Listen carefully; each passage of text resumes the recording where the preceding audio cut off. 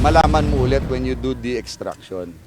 Sir, So, dadalhin itong mga nakuha na objects? it's we turned it over sa Soko na kita nyo naman kanina siguro yung And then what's next, sir? Tutuloy araw-arawin na ba itong Yes, paghahanap? yes. As long as weather is permitting, our guys won't stop. No? We will try to do the best that we could para nabanggit na nga namin maibisan yung agam-agam ng mga pamilya at ng publiko. Pipilitin ng inyong Philippine Coast Guard through the effort ng Department of Justice sa amin and trust, no? Yung trust ng lead agency. Now, we will do everything we could para ma-check natin yung bottom for whatever we could get. Sir, ilan pa ba yung hinahanap natin? Ilang sako? The statement na naririnig natin na may 34, may 100. So, kaya nga natin ini-inspect to really determine what's on the bottom. Sir, clarify ko lang. So, yung bagong sako kahapon doon sa unang na-recover na sako, protection lang din? That is not a news. Yung puti na nakita doon, siyempre yung sako na pinaglalabanan nung unang nakita, purong-puno na siya ng lumot. So, then burned the objects pa na sa loob. So, in order for the investigating team to appreciate, makita yung laman, ipinatong siya sa mas malinis na sack na nandun din sa area. Kasi hindi mo siya mapipicturan, marirecord, yun ang purpose nun. Sir, mensahe lang dun sa mga may agam-agam na baka daw kasi pinlanta lang ito dahil na yung itsura. Ngayon, although you already explained, but just the assurance to the public na yung may agam-agam man na baka nga yung Well, ano yan possibility nitong may peculiarity tong operation na to. Unang-una, hindi naman to simpleng kung ano lang krimen. Ang hinahanap natin, it entails DNA, kaya nga nandyan yung Soko, yung forensic. Kung may makita kang buto doon at i-DNA versus doon sa mga nawawala, ma-examine mo kung yun ay doon ba sa mga taong hinahanap or masasabi mong binaon lang basta-basta. So hindi kami mag-aaksaya ng panahon dito at nung risk, nakita nyo yung risk, no? Lalo na sa mga divers namin, kung ganun lang yung appreciation namin sa paghahanap. Kami, yung aming puso at isip, talagang linalagay namin dyan. Every time we do the dive, nakalagay yung kalahati ng katawan ng mga divers namin sa peligro. So, hindi ito biro-biro at kailangan bigyan ng spekulasyon yung effort ng ginagawa.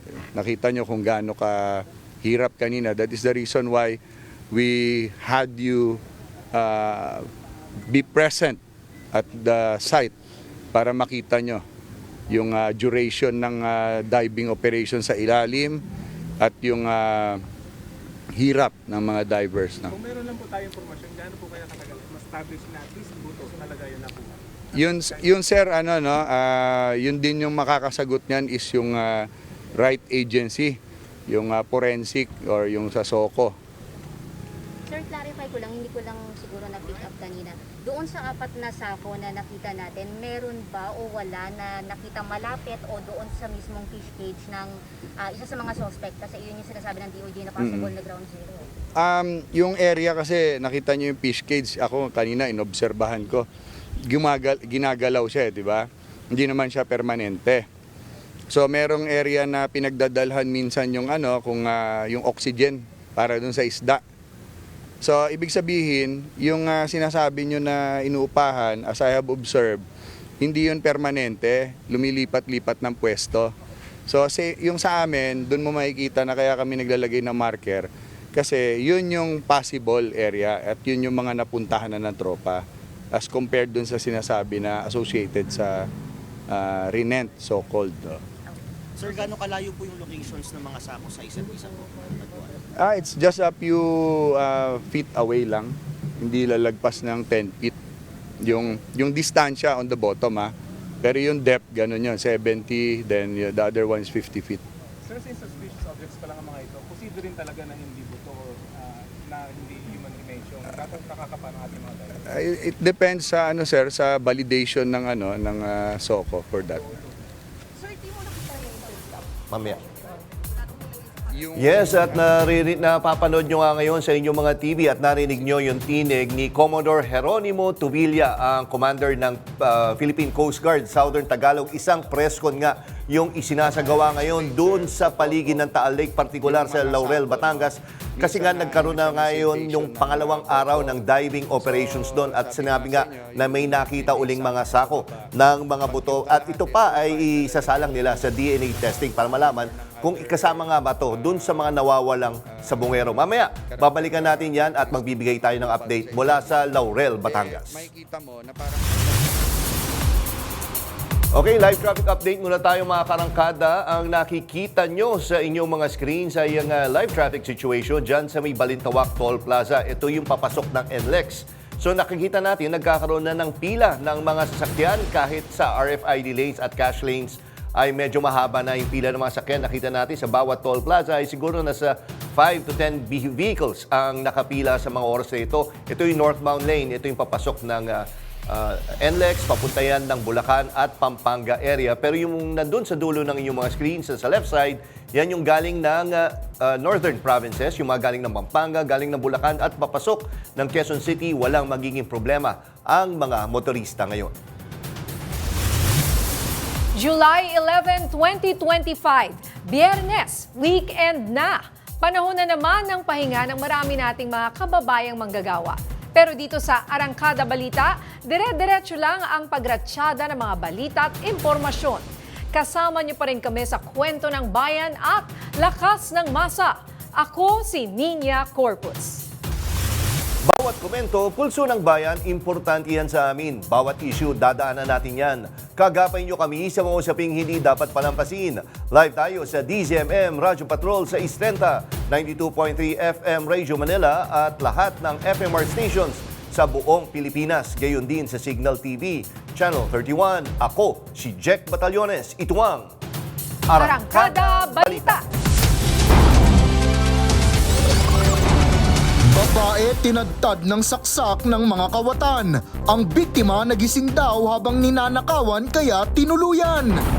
Pampasaherong bus nahulog sa bangin. 2 patay, halos 30 sugatan. Mga buto na na-recover sa Taal Lake, ipapa-DNA test para malaman kung tutugma sa alinman sa mga nawawalang sabungero.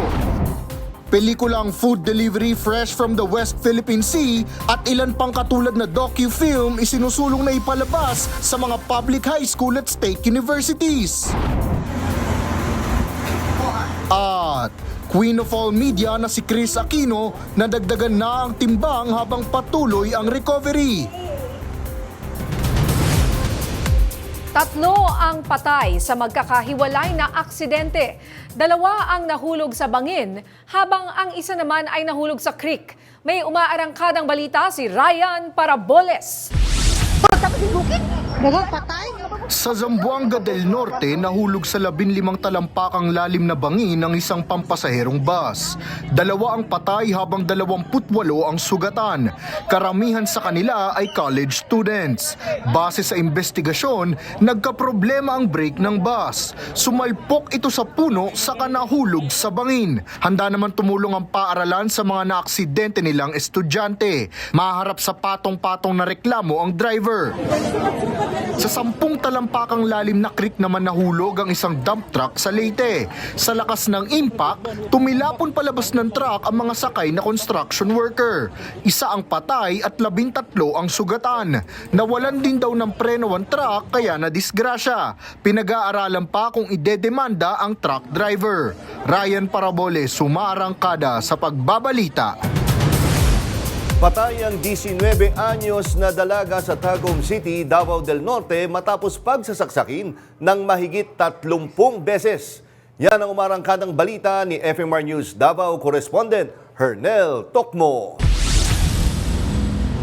Duguan at wala ng buhay nang matagpuan ang 19 na taong gulang na dalagita sa loob ng kanyang kwarto sa ikalawang palapag ng bahay sa Barangay La Filipina, Tagum City, Davao del Norte, Miyerkules ng madaling araw. Ayon sa pulisya, nagtamo ng 38 saksak sa katawan ang biktima na isang estudyante. Pagnanakaw ang motibong tinitingnan ng pulisya, lalo't nawawala ang laptop, cellphone, tablet at mga relo ng biktima. Na-recover naman ang pares ng grass cutter na may dugo, dumbbell at panyo na isa sa ilalim sa forensic analysis. Sa hot pursuit operation, nahuli ng mga pulis ang 2 menor de edad na lalaki sa kanilang boarding house. Ayon sa pulisya, inamin ng mga nahuli ang krimen at na-recover mula sa kanila ang mga nakaw na gamit. Wa man sila nagpanuko sa pagtugan dayon nga sila yun ang naghimo. Okay. Kunya mo lagi to nga ay labo ng hadlok kay nailhan na nagmatag itong biktima. So mo to nga nahimo nila to nga lungabo na siya para dili sila mailhan. Kakasuhan sila ng robbery with homicide.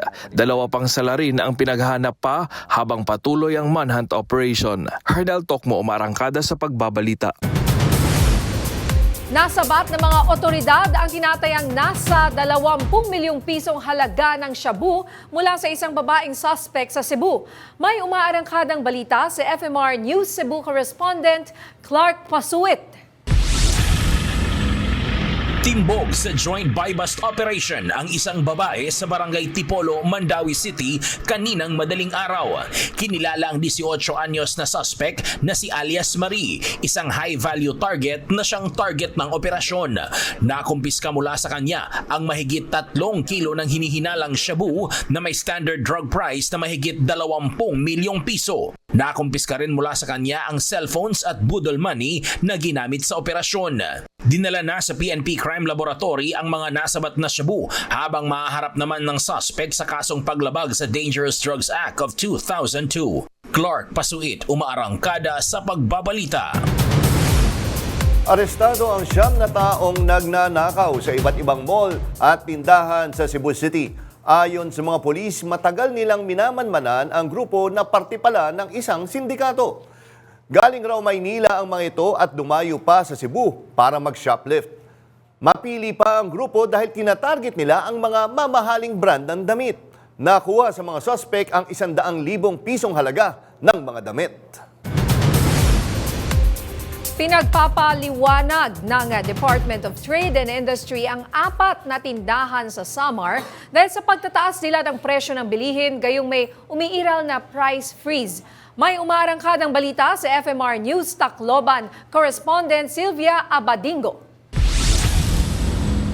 Hindi bababa sa 4 na retailer sa Samar ang pinagpapaliwanag ng DTI. Nagtaas kasi ang mga ito ng presyo ng processed meat, gayong may umiiral na price freeze bunsod ng krisis sa San Juanico Bridge. Ayon kay DTI Eastern Visayas Regional Information Officer Anthea Ivy Ancheta, nagsumiti na ang kanilang opisyal na paliwanag ang mga may-ari ng mga establishmento at prinoproseso na ito ng DTI. Ongoing pa po and aton liwat pag-prepare and aton response hini nga ila explanation, pero kami hopeful nga diri man inihiya price manipulation. It was just a result of lagi hapon talaga increase of transportation cost. June 5 nang idiniklara ni Pangulong Ferdinand Marcos Jr. ang state of calamity sa Eastern Visayas sa loob ng humigit kumulang 1 taon upang mapabilis ang pagkukumpuni at rehabilitasyon ng San Juanico Bridge at mabawasan ang epekto nito sa mga residente ng Samar at Leyte. Pinaaalalahanan ng DTI ang lahat ng may-ari ng negosyo na ang mga lalabag sa price freeze ay mahaharap sa parusang pagkakakulong ng 1 hanggang 10 taon o multa mula 5,000 hanggang 1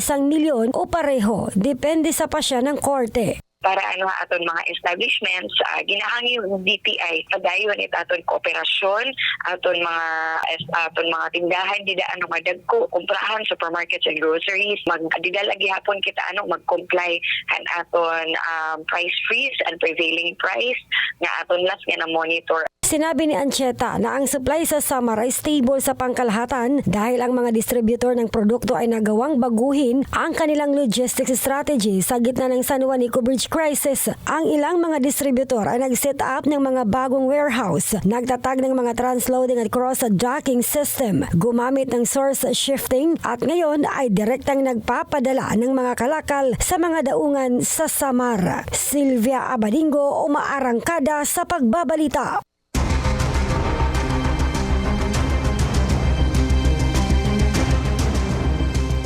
Kinwestiyon ni Manila 3rd District Representative Joel Chua kung bakit ngayon lang sasanggutin ni Vice President Sara Duterte ang issue sa umano'y maling paggamit ng confidential funds.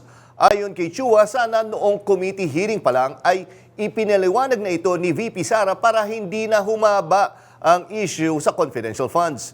Nauna nang sinabi ng Vice Presidente na sasagutin niya ang mga aligasyon sa publiko sakaling walang impeachment na maganap. Ito'y kasunod na rin ng pahayag ni Senator Bato de la Rosa na questionin niya ngayon 20th Congress ang jurisdiction ng Senado sa Articles of Impeachment na isinumite noong 19th Congress. Kaugnay ng balitang yan, makakausap natin live via Zoom si Batangas 2nd District Representative Jervil Luistro, miyembro rin ng House Prosecution Panel. Magandang hapon po, Congresswoman Luistro. Welcome back po sa Arangkada Balita. Magandang hapon po and thank you for having me here in Arangkada Balita. Congresswoman, sabi po ni VP Sara, handa siyang sagutin ang mga alegasyon sa kanya, may impeachment trial man o wala. Ano po ang reaksyon niyo dito? Well, we welcome that pronouncement from the Vice President, no? Ito po yung matagal nang hinihintay ng prosecution panel and even ang ating mga kapwa Pilipino na magkaroon ng kaliwanagan itong lahat ng mga katanungang bumabalot sa paggamit ng confidential fund, hindi lamang ng Office of the Vice President, maging ng Department of Education noong kapanahunan ng ating Vice Presidente. This gives us more reason why we need to proceed to trial, no? Masyadong masalimuot po itong usapin ng confidential fund at amin pong wine-welcome as a positive development yung kanyang nabigkas na handa siyang sagutin ito whether publicly or in trial.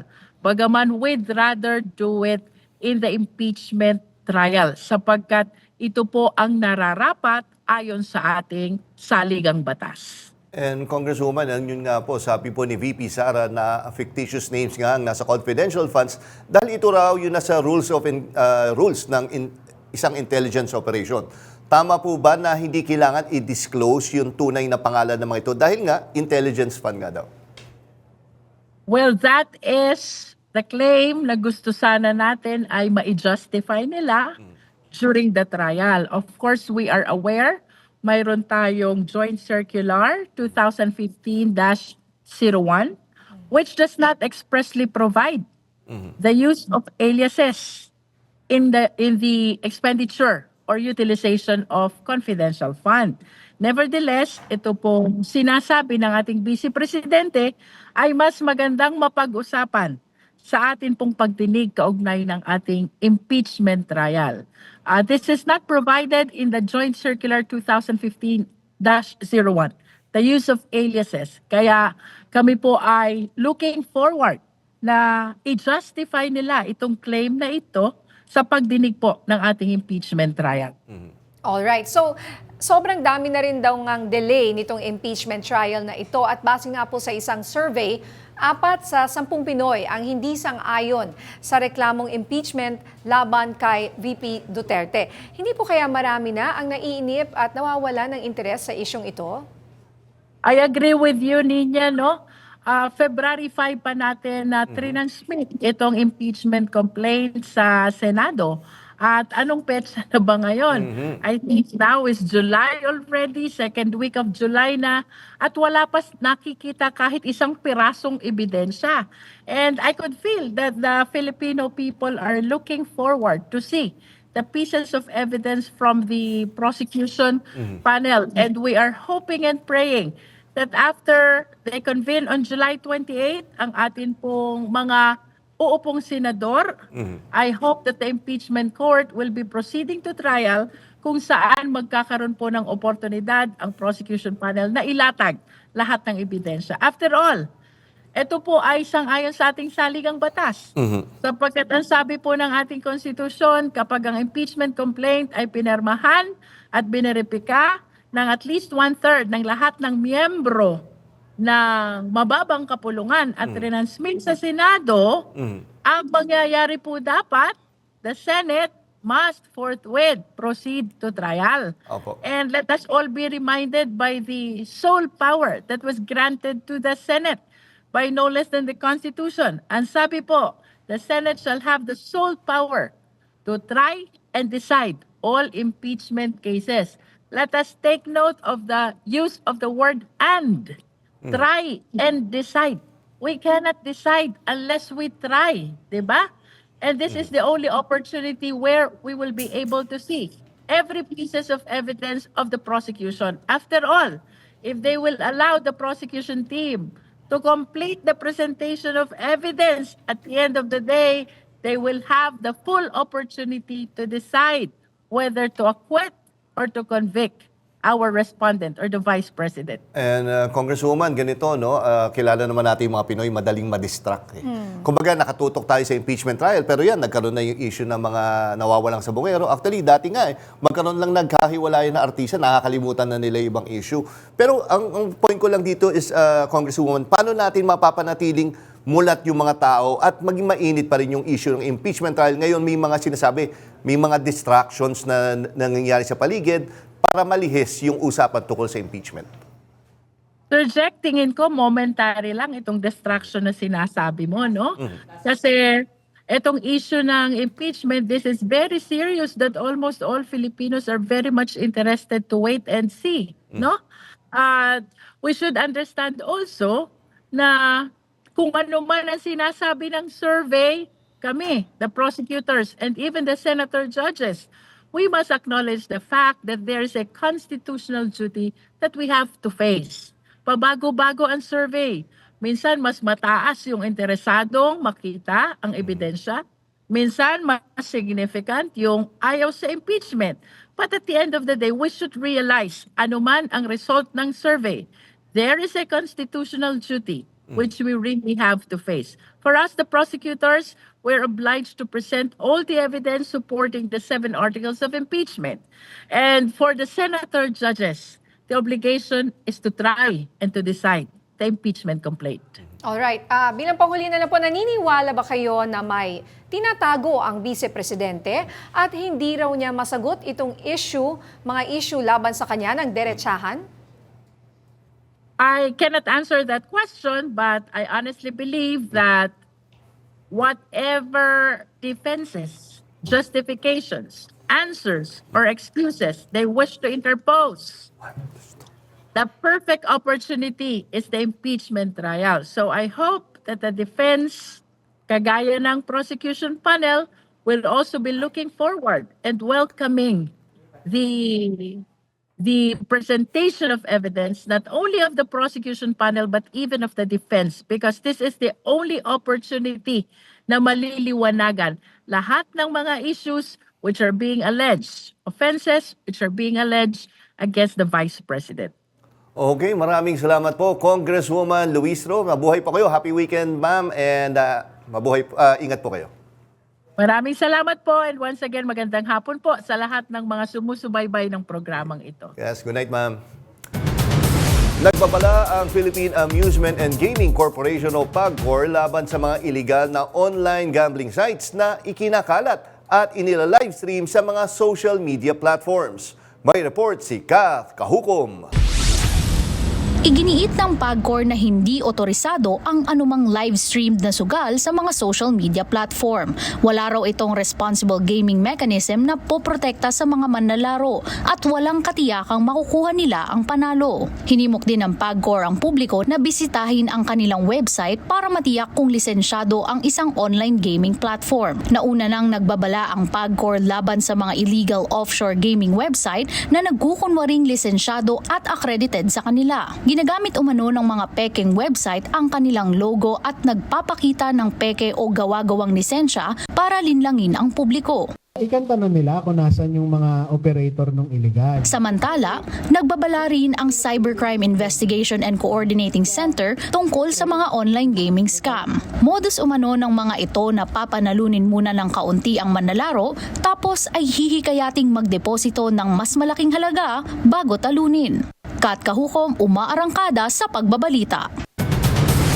Inatasan ng PAGCOR ang lahat ng operator ng online gaming platforms na alisin agad ang kanilang mga billboard at iba pang outdoor advertisements na may kinalaman sa sugal. Ito ang unang malaking hakbang ng PAGCOR bilang tugon sa lumalakas na panawagan na itigil ang agresibong promosyon ng e-gambling. Inaatasan ng lahat ng licensees, suppliers at electronic gaming administrators na tanggalin ang kanilang mga outdoor ads bago o sa Agosto 15.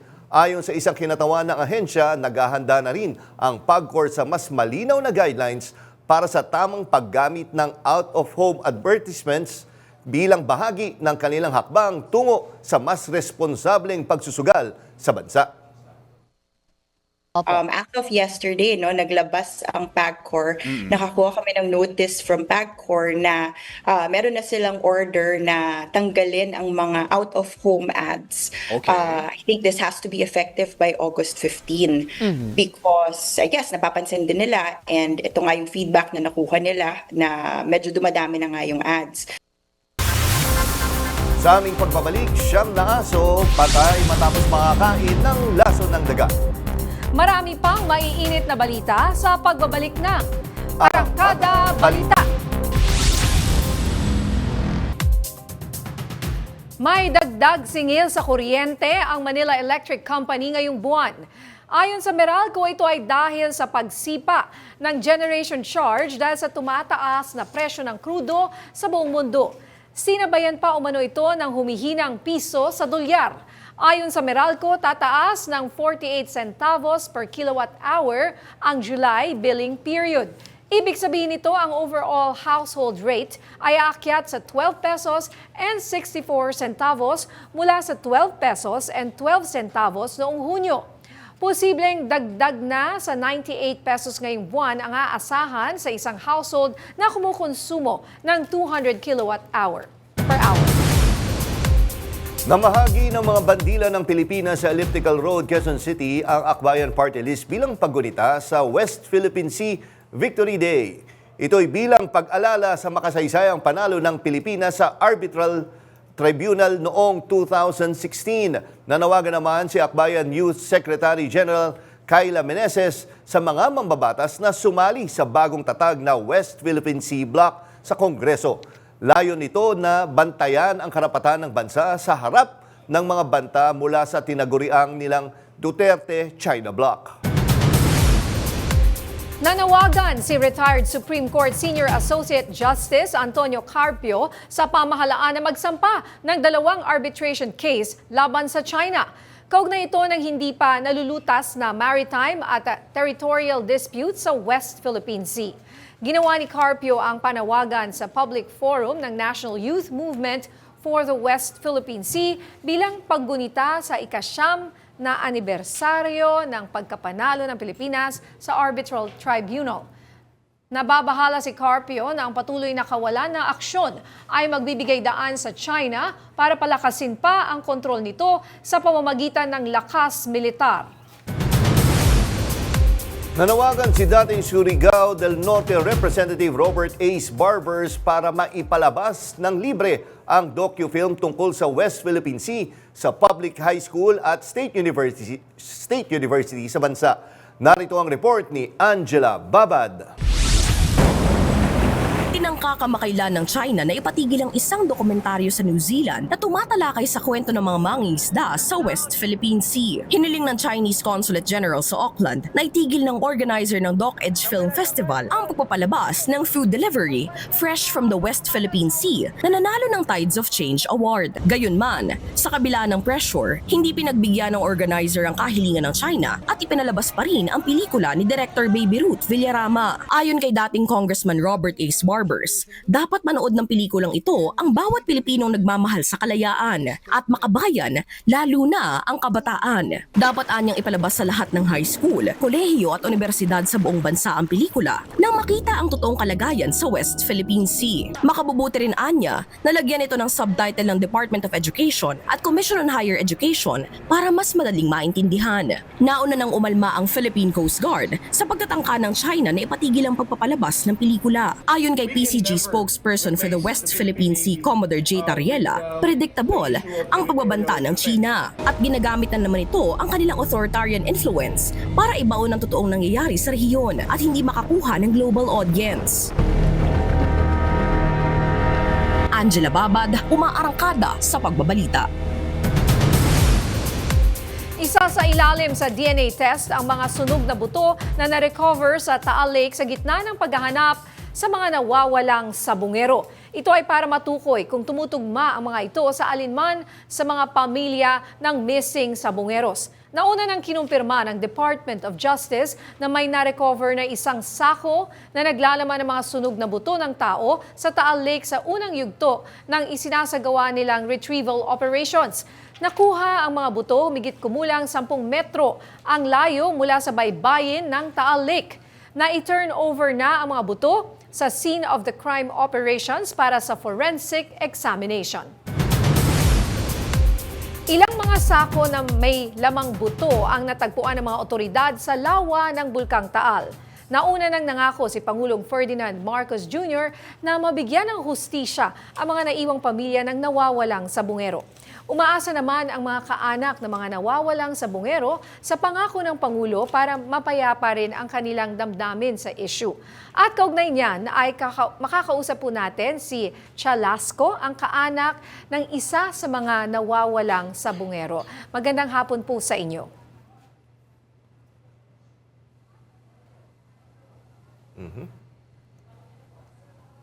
Alam mo, mukhang mahirap ang signal dyan. Nandun sila sa Andyan ba mismong siya sa site. Taal? Yes, oo. Kaya, Alam mo, oo. medyo kanina pa nagkakaproblema. Dahil alam ko yung mga kausap natin na kaanak, sabi nga niya kanina, naglulubat na nga rin siya. So, hindi sila prepared nung ano doon.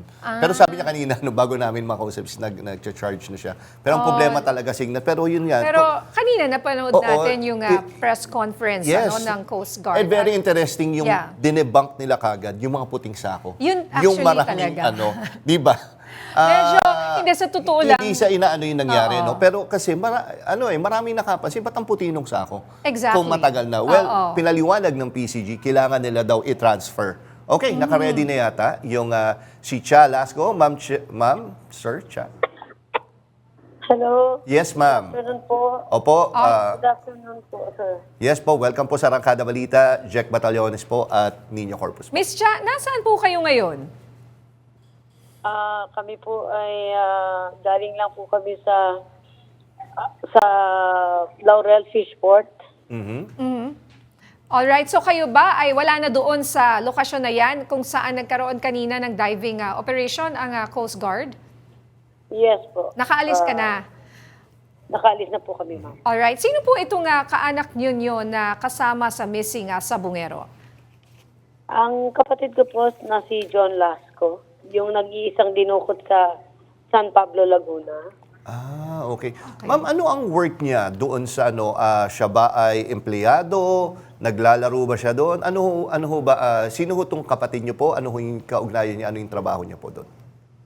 Ang trabaho niya po talaga ay freelance ahente po yan. Ng mga lupa, nag-aayos ng papeles ng pag-transfer ng lupa, pagbabayad ng buwis. Yan ang kanyang trabaho. So, may sideline po siya. May farm kasi siya. Bago mag-pandemic, meron siyang farm. Way back 2015, may farm na huli sa San Pablo, Laguna.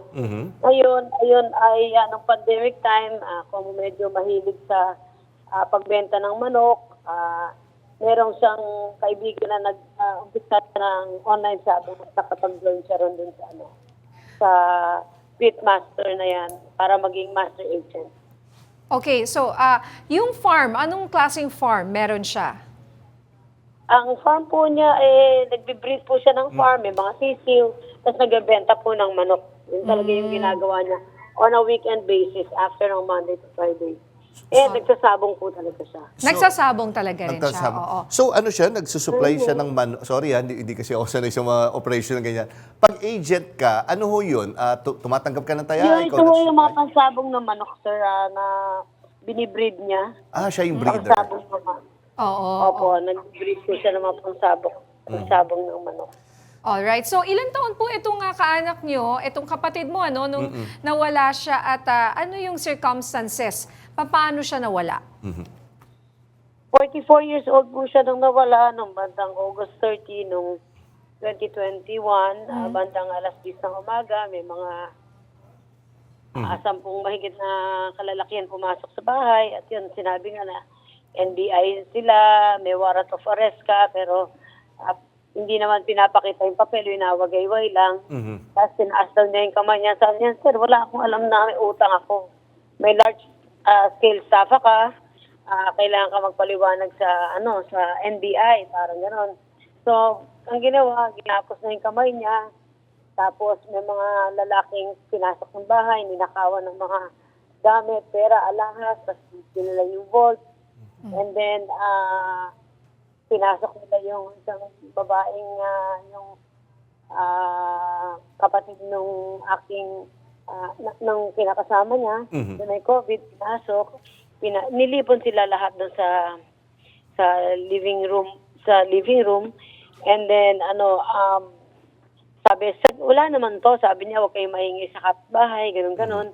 And then, tinangay na si John nang nakapaa, walang tsinelas, tapos dire-diretso na po, parang pinasok sa van, may tatlong van po ang nandun Isang Toyota Fortuner, merong isang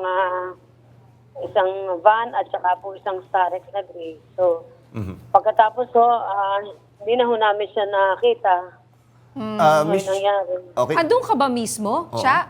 Were you a witness? Wala ho ako doon. Kaya lang, ito ho ang eksaktong pagkakwento sa akin ng kinakasama. Yung nandun. Pero Miss Chia, bago nangyari yung pagdukot, may nakwento ba sa yung kapatid mo na may banta laban sa buhay niya? O wala naman kayong nakikitang senyalis na nasa peligro ang buhay niya? Actually, sa akin walang kwento kasi hindi ko naman alam yung alam ko lang master agent yung kapatid ko, nagtitinda ng mga pangsabong ng manok. Pero nabanggit nung kanya kinakasama, parang may nalaman daw siya na pinagbibintangan siya na nagko-cloning nga or something. Basta may problemang ganun.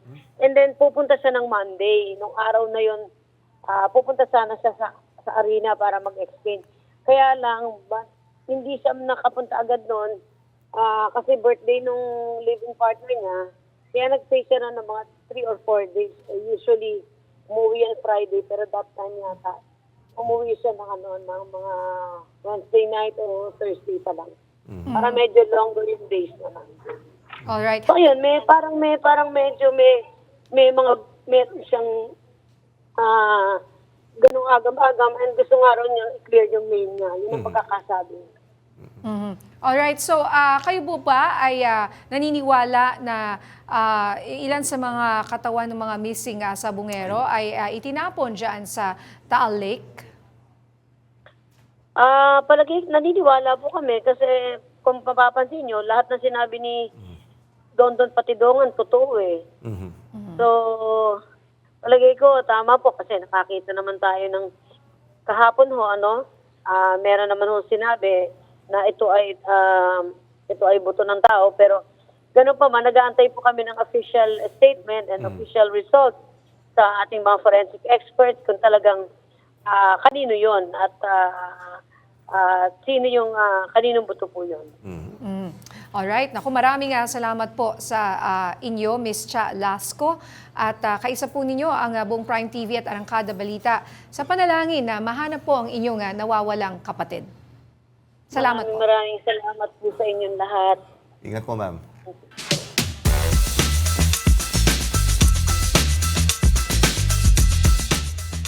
Samantala, balikan natin ang kwento ng pelikulang food delivery Fresh from the West Philippine Sea. mula mismo sa direktor nito, ang award-winning director na si Miss Baby Ruth Villarama. Si Direk Baby Ruth din ang direktor ng multi-award-winning film na Sunday Beauty Queen na tumatalakay naman sa buhay ng OFW sa Hong Kong. Magandang gabi po sa inyo, Direk Baby Ruth, at welcome sa Arangkada Balita. Magandang gabi po. Hi, Nina. Hi, sir. Thanks for having me. Yes, itong food delivery po na docu-film, no? Saan po ba sumesentro ang istorya nito? At bakit tinangkang pigilan ang pagpapalabas daw nito dyan sa New Zealand as well as, dito rin sa Pilipinas, Direk? Oo nga nagulat din kami pero mukhang ganun talaga ang galawan ng ating mga kaibigang Chinese government. Hindi na tuloy maipalabas dito sa Pilipinas noong Marso 14. At 2 days bago yung premiere night na yon, nagkaroon daw ng external pressure na unexplained. So the film was banned here in the Philippines. And New Zealand yung unang bansa na nag-imbita sa pelikula at naging successful yung world premiere natin doon last June 30. Pero right after nung screening na yon, nakatanggap ang festival ng email mula sa Chinese consulate at sunod-sunod na tawag sa board of directors ng Doc Edge Film Festival na pinipigilang palabas yung pelikula natin. At ito naman ay ang food delivery ay nakasentro talaga sa personal na kwento ng mga mangingisda at ang experience nila sa West Philippine Sea to get fish para mapakain nila ang pamilya nila at mapakain ng sambayan ng Pilipinas. Pero yun nga, actually, naging sa pinag-usapan namin yung partner, naging interested kami kung saan namin mapapanood yan ba. Sa ngayon ba, saan siya nakikita? I'm sure maraming nanonood ngayon na interested na rin. Saan siya mapapanood? Saan siya pwedeng mapanood? Streaming ba siya? Well, kababalik lang namin galing New Zealand and we're now reaching out to cinemas. We've been reaching out to them actually. So far, wala pang sagot. But as of today, Rockwell Cinema has pledged that they will open their cinema to us. Salamat, Rockwell. So we are preparing our premiere night on July 27 at 7 p.m. Cinema 7. One time only.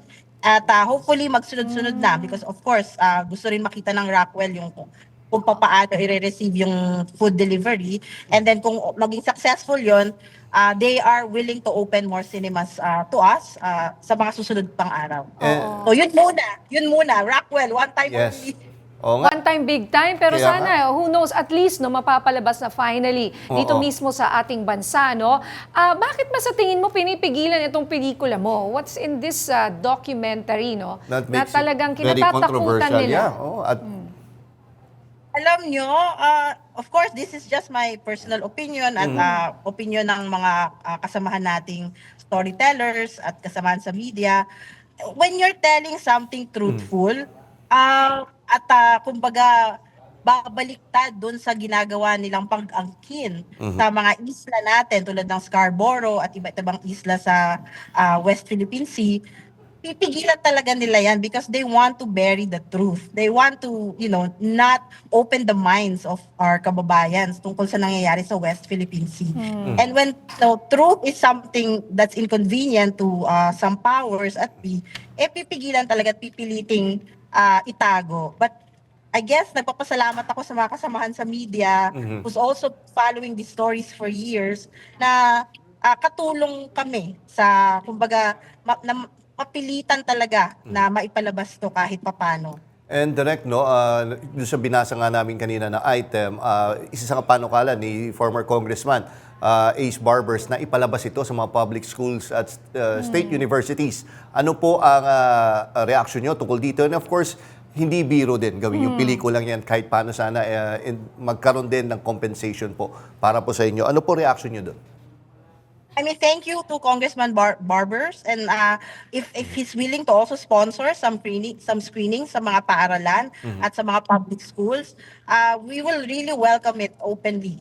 Tama ka, hindi biro, 1 taon ng buhay natin ang nilaan natin para mabuo ang kwento na to, at nagpapasalamat kami sa mga tumulong din financially tulad ng CMB, Attorney Howard Calleja, na isa sa mga talagang nagbigay din ng enerhiya niya para to make sure that the rights can be returned to us legally. At kumbaga, magkaroon ng network at ingay itong pelikula na ito. So, we owe it to them to also make sure na maging successful itong pelikula na to. At para maging sustainable din at mahikayat ang iba pang mga filmmakers to do stories that matter. Alright. Nako, maraming salamat, Direk Baby Ruth Villarama. I heard dati kang kapamilya. Oo. Yes! Tama. Actually, my first, Tama. One of my first jobs, ABS-CBN News.com, and then I was a writer and producer sa People. At yun, matalik nating kaibigan sina Richie Velarde. Uy, si Richie, best friend ko rin yan. Yes. Magkakaklase kami sa college. Malamang ma'am, nagkasalubong na tayo, hindi lang tayo nagkakilala. Journalism school sa UST. Okay, Yes, and naging scholar ka, naging Chevening scholar, nag-aral sa UK, ano? At lalo pang na-hone yung talent mo nga at na-develop itong skills mo for storytelling. Well, maraming salamat, Direk Baby Ruth, and good luck sa'yo, no? Sana mapalabas na tong pelikula mo. Good luck, ma'am. Yes, thank you, and I hope to see you soon in the cinemas. Magkita-kita po tayo. Nakatakdang bumisita muli sa Washington, D.C. sa Hulyo 20 hanggang 21 si Pangulong Ferdinand Marcos Jr. Ayon sa Malacanang, ito ay bahagi ng tinatawag na high-level discussion sa ekonomiya at security cooperation ng dalawang bansa. Ayon kay Communications Undersecretary Claire Castro, ito ang kinumpirma sa kanila ni United States Secretary of State Marco Rubio.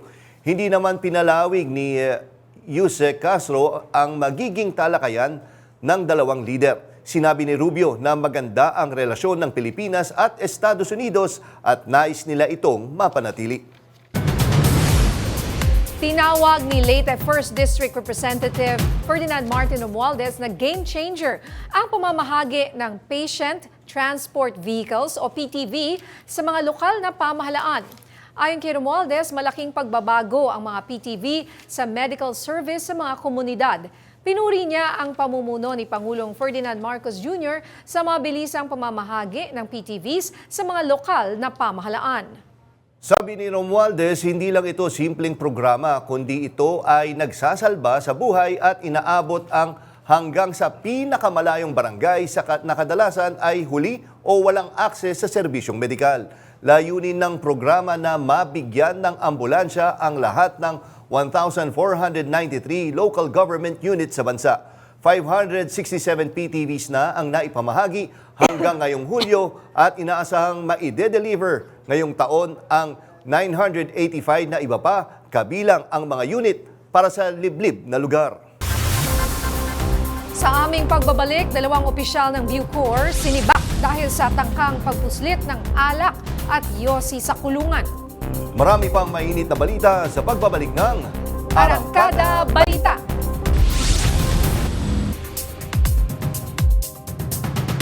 Siyang napakalungkod na balita, aksidenteng nalason ang 9 na aso sa Ormoc City, Leyte. Nakahandusay ang mga aso sa bukid sa Barangay Liloan. Katabi ng ilang aso ang dahon ng saging na may pagkain. Yan daw ang nakalason sa mga hayop. Ayon sa mga otoridad, may lalaking umako sa nangyari. Paliwanag daw ng lalaki, lason para sa mga namemesteng daga ang nilagay niya sa bukid. Sinabihan din daw niya ang mga residente tungkol dito. Hanggang sa nakain nga ito ng mga aso. Posibleng maharap sa kaukulang reklamo ang lalaki. Magtatayo ng bamboo furniture factory sa barangay na Buklod sa Florida Blanca, Pampanga para bigyan ng kabuhayan ang mga Aita. May umaarangkadang balita sa FMR News Central Luzon correspondent Gracie Rutao. Binisita ni na Governor Lilian Nanay Pineda at DSWD Secretary Rex Gatchalian ang mga katutubong Aita sa Upland Barangay ng Nabuklod sa Florida Blanca kaninang umaga. Sa tulong ng Kapitolyo at ng Social Welfare Development, itatayo ang isang bamboo furniture factory sa lugar kung saan tuturuan ng mga Aita ng paggawa ng dekalidad na bamboo furniture. Bibilhin naman ng pamahalaan ang kanilang mga produkto. Ang sinabi ko kay Secretary Rex, kailangan yung mga livelihood natin, yung makikita na nilang for life na may market, no? Maganda nga ito kasi biro mo, ilang thousand yung bamboo? 120,000 bamboo, no? Actually, binibenta na nila, kaya lang mababa lang. And laki ng demand ngayon ng mga furniture natin ng bamboo, ang mahal pa. Ayon sa DENR, mahigit 108,000 na punla ng kawayan ang naitanim ng mga Aita sa mahigit 500 ektaryang lupain. Bahagi ito ng Agroforestry Integrated Program na layong mapalago ang ani ng mga katutubo, na mahagi rin ang kapitolyo ng farm equipment at seedlings ng kawayan at guyabano. Sa parehong araw, 1,393 na Aita mula sa Upland Barangays ang tumanggap ng food packs na naglalaman ng bigas, delata at kape. Maraming salamat ay natangkilikan ninyo po kami mga Aita dito sa Barangay Nabuklo. Bilang dagdag suporta, 2 market stalls ang ipinagawa ni Vice Governor Dennis Delta Pineda sa Florida Blanca Public Market para sa kanilang mga produkto. Sa tulong ng pamahalaan, umaasa ang Kapitolyo na aangat pa ang kabuhayan ng mga katutubong Aita sa lalawigan. Gracie Rutao, umaarangkada sa pagbabalita. Nabuking ang kahong-kahong alak at sigarilyo na tinangkang ipuslit sa Sablayan Prison and Penal Farm sa Occidental Mindoro. Graba at buhangin ang nakalagay sa permit, pero nang buksan, tumambad ang 200 bote ng alak at sandamakmak na kaha ng mga sigarilyo. Dahil dyan, nasibak sa pwesto ang 2 opisyal ng Bureau of Corrections na kasabwat umano sa pagpupuslit. Pinaiimbestigahan na yan ni Bucor Director Gregorio Katapang Jr.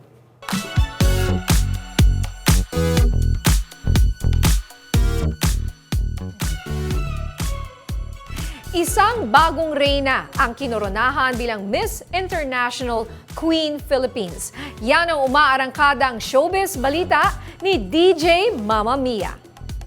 Our Miss International Queen Philippines 2025 is contestant number 13 and Patricia Lorenzo. Third time's a charm nga talaga para kay Ann Patricia Lorenzo Diaz. Dahil sa wakas, nasungkit niya rin ang koronang matagal na niyang inaasam. Sabi nga ng bagong reyna sa kanyang post, isa itong dream na ibinubulong niya lang dati sa mga bituin. Umani man ng samut-saring reaksyon mula sa mga netizen at pageant supporters ang kanyang pagkapanalo. Ann is set to represent the country sa Miss International Queen stage ngayong September sa Thailand. Ang Miss International Queen ang pinakamalaking beauty pageant for transgender women na sinimulan noong 2004. Ako po si DJ Mama Mia ng FM Radio Manila. Umaarangkada sa Showbiz Balita.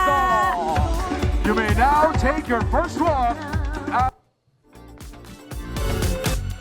Patuloy na nagpapalakas ang Queen of All Media na si Chris Aquino. Ikinatuwa naman ng kanyang fans na nadagdagan na ang kanyang timbang. Yan ang umaarangkadang showbiz balita. Nagbabalik si DJ Mama Mia. She is now mabigat. Yan ang opening line sa post ng vlogger-host na si Mama Loy Villarama patungkol sa health status ng Queen of All Media na si Chris Aquino. Sabi pa ni Mama Loy, 106 pounds na ngayon ang timbang ni Chris. Malaking development yan kumpara noong unang bumalik sa bansa ang actress-host. Pinuri rin ni Mama Loy ang pag-aalaga ni Bimb sa kanyang ina. Biniro pa nga ni Mama Loy si Chris na pwede na siyang maglakad papunta sa beach. Pero si Bimb, mabilis na, take it easy ang naging sagot. Patuloy ang panawagan ng mga kaibigan ng actress-host para sa tuloy-tuloy na paglakas ni Chris. Earlier this year, kinumpirma ni Chris sa isang post na siya ay diagnosed with 9 autoimmune disease. Ako po si DJ Mama Mia ng FM Radio Manila. Umaarangkada sa Showbiz Balita. Well, buti nga na medyo umayos-ayos yung kanyang health, no? Nagkaroon ng Yes. improvement. Sana tuloy-tuloy na, no? Itong pag-gain ng weight ni Miss Chris Aquino. At magandang nakikita rin yung anak niya si Bimbi. Oo, di ba? Nakita Always mo. by her side. Oo. Kumbaga bilang Nakakatuwa. tayo ay mga magulang, nakita natin na mahal ni Bimbi yun. Kaya, Oo, siya talaga nakakataba nag-aalaga. ng puso yung makakita ka ng ganong klaseng eksena. And ako, partner, no? Ngayong week, alam na natin next week kung ano tututukan natin. Kaya over the weekend, itong hinuhukay nga ng mga Oo, yung mga... labi ng sabongero. Kung talagang sila nga yun, di ba? Magkakaroon pa ng DNA testing. Baka tagal pa yun eh. Oo.